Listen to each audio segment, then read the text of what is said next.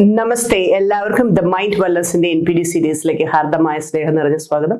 ഞാൻ നിങ്ങളുടെ doctor Susan കൗരൻ. നമ്മുടെ NPD സീരീസ് എല്ലാം തന്നെ അവയർനെസ്സിനായിട്ടുള്ളതാണ്. നിങ്ങളത് ഡയഗ്നോസിനായിട്ട് ഉപയോഗിക്കരുത്. എന്തെങ്കിലും സംശയമുണ്ട്, നല്ലൊരു എക്സ്പേർട്ടിനെ കാണുക, എന്നിട്ട് നിങ്ങളുടെ സംശയങ്ങൾക്ക് പ്രൊഫഷണലി ഒരു ക്ലാരിറ്റി ഉണ്ടാക്കുക.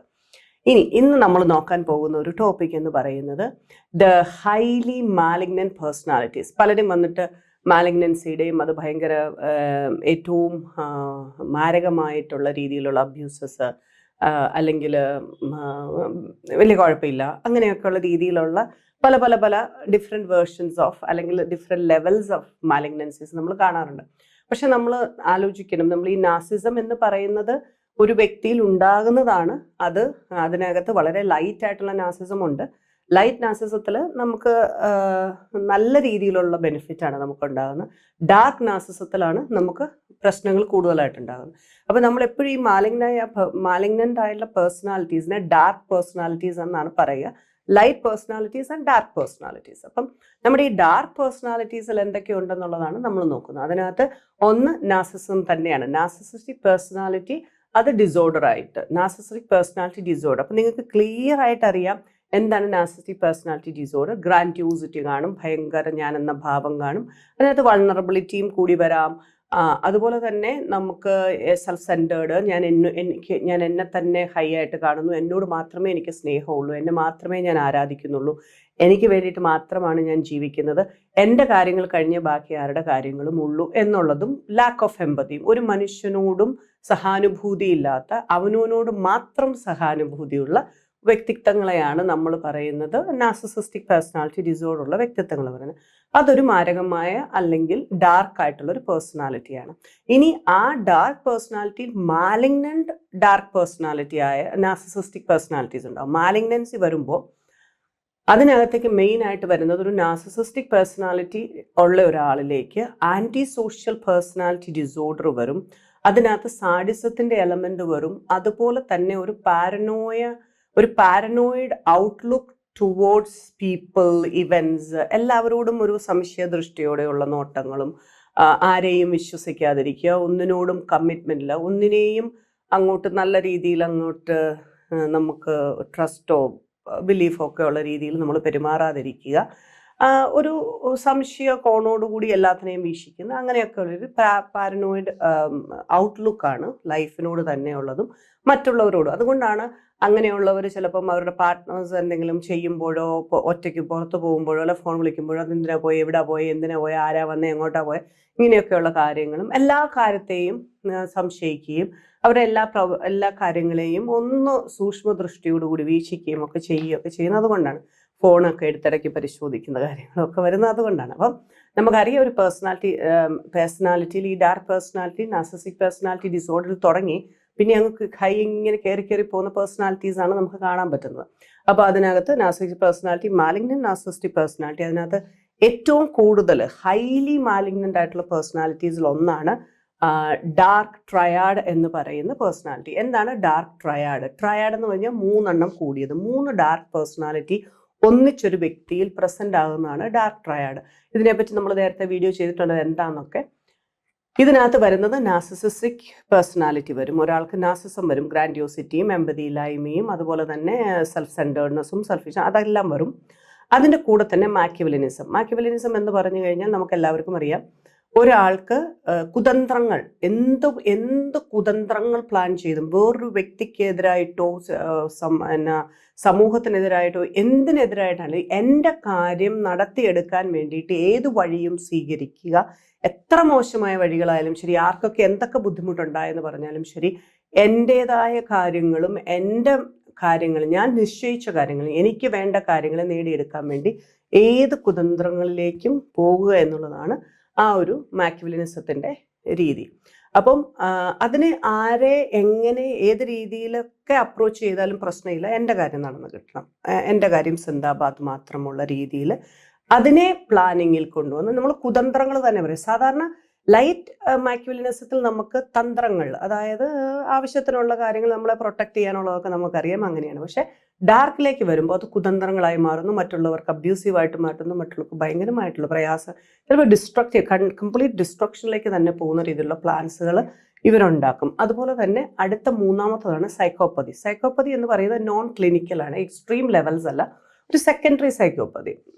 വലിയ ഹൈ ലെവൽ അല്ലാത്ത, എന്നാലും നമ്മളുടേതായ രീതിക്ക് ആ പെയിൻ ഉള്ള രീതിയിൽ മറ്റുള്ളവരെ ദ്രോഹിക്കുന്ന ഒരു രീതിയിൽ അവർക്കെതിരായിട്ട് പ്രവർത്തിച്ച് പല കാര്യങ്ങളും ഇല്ലായ്മ ചെയ്തു വരുന്നതിലൊന്നും ഒരു കുറ്റബോധവും ഇല്ലാതെ അങ്ങനെയുള്ള പല ഓപ്പറേഷൻസ് നടത്താനും ഒരു കുറ്റബോധവും ഇല്ലാത്ത ഒരു വ്യക്തിത്വം. അങ്ങനെയുള്ളതാണ് ഈ ഡാർക്ക് ട്രയാഡ് എന്ന് പറയുന്നത്. വ്യക്തിത്വം വളരെ ഹൈലി മാലിഗ്നൻ്റ് ആണ്. അപ്പം ഏറ്റവും എക്സ്ട്രീം ആയിട്ടുള്ള മാലിഗ്നൻ്റ് ആയിട്ടുള്ള ഡാർക്ക് പേഴ്സണാലിറ്റീസിനെ പറ്റിയാണ് ഞാൻ പറയുന്നത്. റീസെൻ്റ്ലി നമ്മൾ നോക്കുമ്പോൾ അടുത്തൊരു പേഴ്സണാലിറ്റി ഇതിനകത്തേക്ക് കയറിയിട്ടുണ്ട്. അതിനെ ഡാർക്ക് ടെട്രാഡ് എന്ന് പറയും. ഡാർക്ക് ടെട്രാഡ് എന്ന് പറഞ്ഞാൽ 4 എണ്ണമാണ് അതിനകത്ത് വരുന്നത്. അത് ഞാൻ ഇനി അതിനെപ്പറ്റി ഡീറ്റെയിൽ ആയിട്ട് വീഡിയോ ചെയ്യുന്നുണ്ട്. ഈ ഡാർക്ക് ടെട്രാഡിനകത്ത് വരുന്നത് ഇപ്പം ഞാൻ വളരെയേറെ ക്ലയൻസുമായിട്ട് ഞാനത് നമ്മൾ ഇൻട്രാക്ട് ചെയ്യുമ്പോൾ നമുക്ക് മനസ്സിലാവും, they are victims of dark tetrad. സഹിക്കാൻ പറ്റാത്ത അബ്യൂസസ് ആണ് അതിനകത്തുനിന്ന് വരുന്നത്.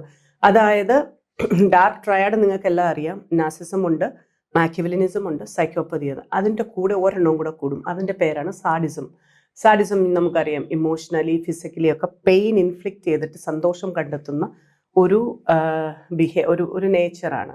അപ്പം ആ ഒരു രീതിയിലുള്ള പേഴ്സണാലിറ്റിയെ നമ്മൾ ഡാർക്ക് ടെട്രാഡ് എന്ന് പറയും. ഹൈലി മാലിഗ്നൻ്റ് ആണ്. ഡാർക്ക് പേഴ്സണാലിറ്റിയിൽ one of the highly malignant പേഴ്സണാലിറ്റിയാണ് ഈ ഡാർക്ക് ടെട്രാഡ് എന്ന് പറയുന്ന പേഴ്സണാലിറ്റി. ഈ അടുത്തത് വരുന്നത് ഡാർക്ക് എംപാത്ത് ആണ്, മൂന്നാമത്തെ. ഡാർക്ക് എംപാത്ത് നമ്മളിതിനു മുമ്പ് ഡിസ്കസ് ചെയ്തിട്ടുള്ളതാണ്. അപ്പോൾ ഈ ഡാർക്ക് എംപാത്തിൽ നമ്മൾ നോക്കുമ്പോഴത്തേനും നമ്മൾ കാണുന്നത് ഈ പേഴ്സണാലിറ്റീസ് എല്ലാം ഉണ്ട്. നാർസിസിസം ഉണ്ട്, മാക്കിയവലിനിസം ഉണ്ട്, അതുപോലെ തന്നെ സൈക്കോപ്പതി ഉണ്ട്. ഈ സൈക്കോപ്പതിയും നാർസിസവും മാക്കിയവലിനിസവും തന്നെ നമുക്ക് സഹിക്കാൻ പറ്റില്ല. അതിൻ്റെ കൂടെ ഒരു ഡാർക്ക് എംപതി. ഡാർക്ക് എംപതി എന്ന് പറഞ്ഞു കഴിഞ്ഞാൽ സെൽഫ് പെർസീവ്ഡ് എംപതിയാണ് അവർക്കുണ്ടായിരിക്കുക. ഒരു ഡാർക്ക് എംപാത്ത് എപ്പോഴും ഒരു സെൽഫ് ക്രിട്ടിക് ആയിട്ടുള്ള ആളായിരിക്കും. ഞാൻ എന്നെ തന്നെ ക്രിറ്റിസിസം ഒക്കെ ചെയ്യും. അതിനൊന്നും എനിക്ക് വലിയ പ്രശ്നമൊന്നുമില്ല. കാരണം ഞാൻ എന്നെ പെർസീവ് ചെയ്യുന്ന രീതിയിലാണല്ലോ ഞാൻ കാര്യങ്ങൾ കാണുന്നത്. ഞാൻ എന്നെ ഇങ്ങനെ പെർസീവ് ചെയ്യുന്നപ്പോൾ ഞാൻ പറയുന്നു, ഞാൻ എന്താ അങ്ങനെ ചെയ്യാം, ഞാൻ ഒരിക്കലും അങ്ങനെ ചെയ്യാൻ പാടില്ല, ഞാൻ ഇങ്ങനെ ചെയ്യണമായിരുന്നു, ഞാൻ അങ്ങനെ ചെയ്യണം, അതെൻ്റെ കയ്യിൽ നിന്ന് വന്നൊരു തെറ്റ് തന്നെയാണ് എന്നൊക്കെ പറഞ്ഞിട്ടുള്ള നമ്മൾ ഒരു അഡ്വക്കേറ്റ് മുകുന്ദനുണ്ണി അസോസിയേറ്റ്സ് അല്ലേ, അതിനകത്ത് കറക്റ്റായിട്ട് കാണിക്കുന്നുണ്ട്. വിവേക് അവിടെ പറയുന്നുണ്ട്, കണ്ടോ അത് ഞാൻ എന്താ ഇങ്ങനെ ഇത്രയും പ്രായമായി ഇത്ര ഇതായി, ഇതിങ്ങനെ ഇരുന്നാൽ പറ്റൂല, ഇങ്ങനെയൊക്കെ ഉള്ള ക്രിറ്റിസിസം സെൽഫിലേക്ക് തരും. വേറൊരാൾ തരുന്നതല്ല, വേറൊരാൾ തരുന്ന എടുക്കാൻ പറ്റൂല, ഭയങ്കരമായിട്ട് പുകഞ്ഞു വരും. പക്ഷെ സെൽഫിനെ അവരങ്ങനെ ചെയ്യും. അതുപോലെ തന്നെ അവർ ബാക്കിയുള്ളവരോടൊക്കെ എമ്പതി കാണിക്കും, പക്ഷെ ഒരു സെൽഫ് പെർസീവ്ഡ് വേയിലായിരിക്കും.